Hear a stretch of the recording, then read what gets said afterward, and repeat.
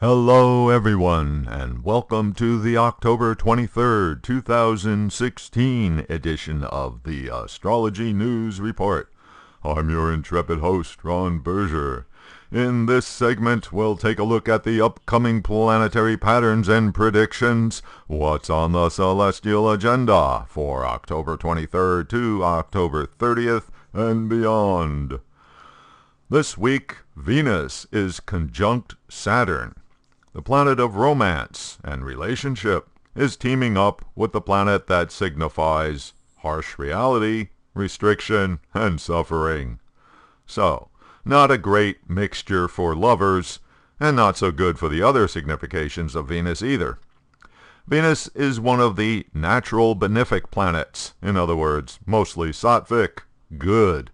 Saturn is a natural malefic planet, in other words, mostly tamasic, bad. Venus gets degraded by being associated with Saturn, so there's limitations on romance, and romance may take a lower route, let's say.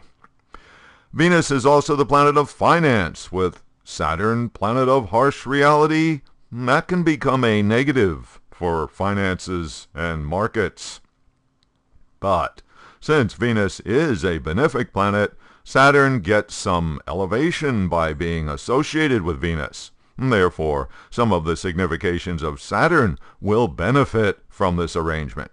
For example, Venus is the planet of guidance. Saturn is the planet of experienced people, thus learning from your elders. Venus bestows its love and devotion onto Saturn, planet of older people. So, elders benefit. Also, Saturn is the planet of longevity. If a romance does get going under this influence, it should last a long time. The exact conjunction of Venus and Saturn will be at the end of the week on Saturday, October 29th at 20 degrees Scorpio. Venus stays with Saturn for another week, finally separating when it moves into Sagittarius on November 7th. Also at the end of this week, there will be the October new moon, which is in Libra, at 13 degrees Libra, on Sunday, October 30th. This new moon is conjunct Mercury, which is just 2 degrees away at 15 degrees Libra. Anytime a planet is conjunct the new moon, that planet's significations will be featured in the coming lunar month.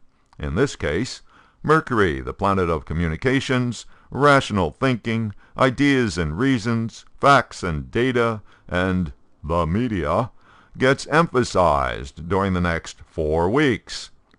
Since Mercury, the planet of the media, is in Libra, the sign of balance and harmony, hopefully we will see more balanced, reasonable reporting from the media. This new moon marks the beginning of the Hindu lunar month of Kartika, named for the nakshatra Kritika, the lunar sign of the full moon, which will be on November 14th. Kartika is associated with leadership, with government, and with the military.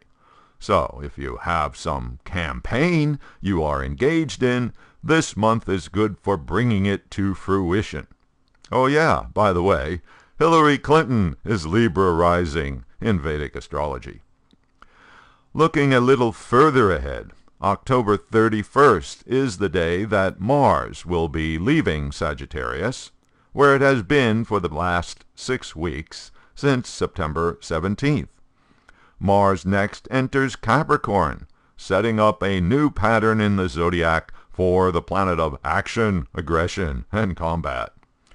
Mars is considered to be exalted in Capricorn, meaning some of the best qualities of Mars are exhibited in this sign. For instance, Mars is the planet of war, and that includes strategy and logic. Capricorn is the sign of practical realization, so Mars in Capricorn is really good for getting things accomplished. By entering Capricorn, Mars has formed a special yoga an astrological combination with Saturn. This is because Capricorn is a sign ruled by Saturn, and Saturn is currently in Scorpio, a sign belonging to Mars. Thus, the two planets are in each other's signs, called a Parivartana Yoga in Vedic astrology. This pattern establishes a powerful relationship between the two planets, compelling their qualities to combine. In this case, it is a mostly beneficial arrangement. Adding the energy of Mars, the do-it planet, to Saturn, the planet of limitation and focus, results in concentrated effort and taking responsible action with long-term consequences, just in time for the final week of the presidential campaign. In next week's report, I'll go through the zodiac and analyze what to expect for each sign. Okay, that's it for this week. Thanks for visiting astrologynewsreport.com. I'll be posting updates during the week on Twitter at Astro News Report.